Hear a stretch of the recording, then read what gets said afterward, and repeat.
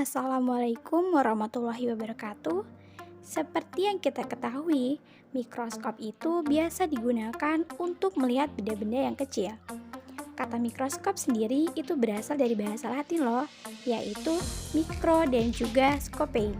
Mikro artinya kecil dan scopein artinya melihat. Jadi, mikroskop dapat kita artikan sebagai alat untuk melihat benda kecil. Benda-benda kecil tersebut dapat dilihat dengan cara diperbesar ukuran bayangan benda tersebut hingga berkali-kali lipat dari ukuran sebenarnya.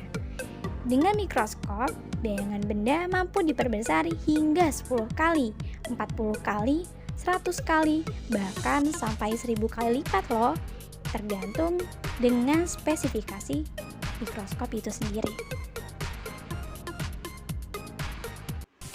Apa aja sih yang ada di mikroskop ini? Yuk kita simak penjelasan berikut. Bagian-bagian mikroskop.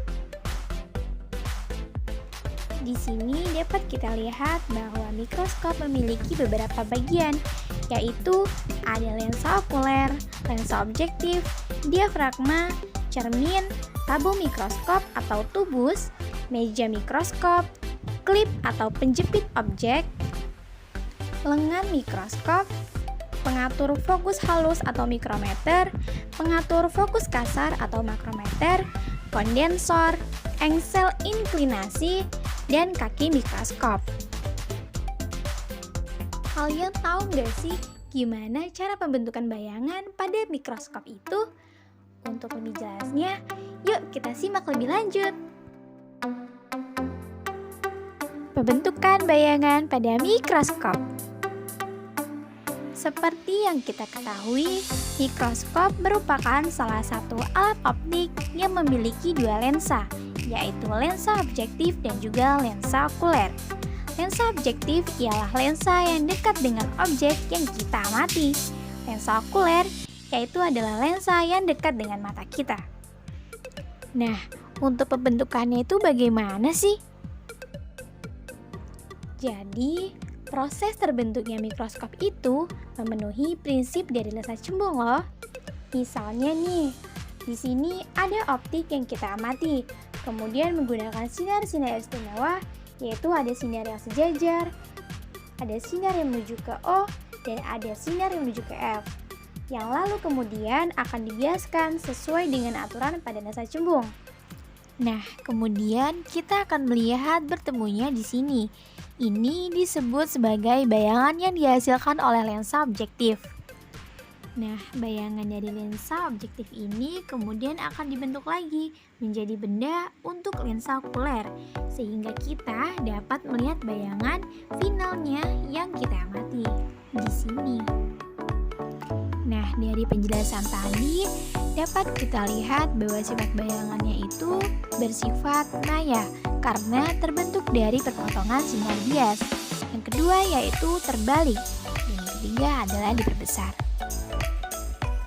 Lanjut ke materi selanjutnya yaitu pembesaran pada mikroskop yang akan dijelaskan oleh Nurwafikoh dan juga Alfianina.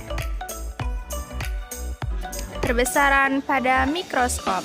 Lensa itu terdiri dari dua lensa, yaitu lensa objektif dan yang kedua ada lensa okuler.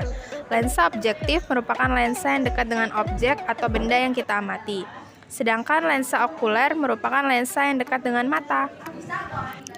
Perbesaran lensa objektif dapat kita formulakan yaitu MOB sama dengan H aksen OB per HOB sama dengan min S aksen OB per SOB. Sedangkan untuk lensa okuler dapat kita formulakan yaitu PP per SOK.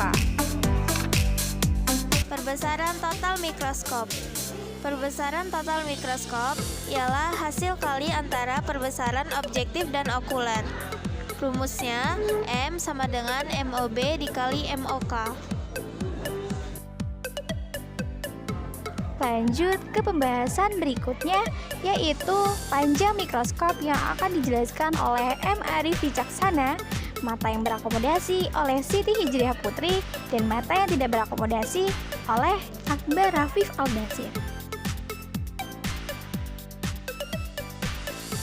Panjang mikroskop. Panjang mikroskop adalah jarak antara lensa objektif dan lensa okuler mikroskop.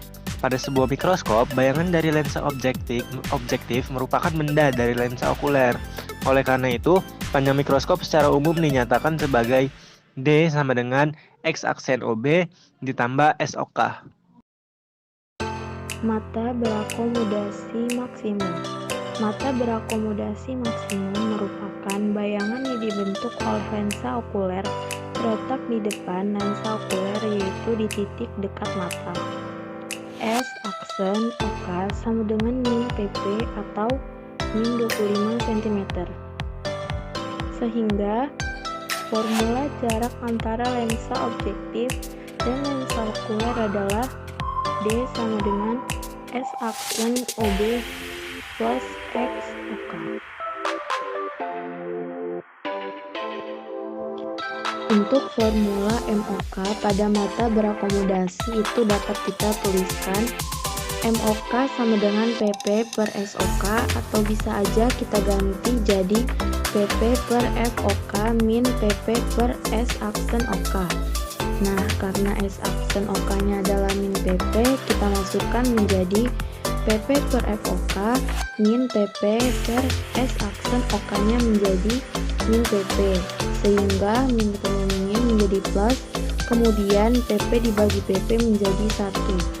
Jadi rumusnya adalah PP per FOK ditambah 1. Mata tanpa berakomodasi. Mata tanpa berakomodasi yaitu bayangan benda yang dibentuk oleh lensa objektif harus jatuh tepat di fokus okuler sehingga bayangan yang dibentuk oleh lensa okuler berada di titik jauh mata.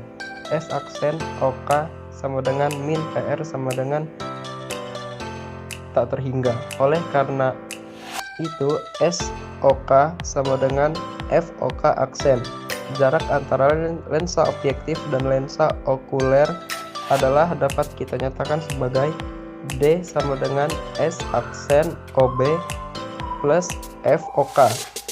Untuk pengamatan tanpa akomodasi, maka perbesaran total mikroskop dirumuskan sebagai berikut. M total sama dengan S aksen OB per SOB kali PP per FOB. Akhirnya kita sampai juga ke bagian akhir video ini. Sebelumnya mohon maaf apabila ada kesalahan dan kekurangan, dan jika ada lebihnya tidak perlu dikembalikan karena kami orangnya ikhlas. Satu lagi, nasi goreng rasanya gurih dimakan di Kota Batu. Kami ucapkan terima kasih atas semua kasih dan perhatianmu. Assalamualaikum warahmatullahi wabarakatuh.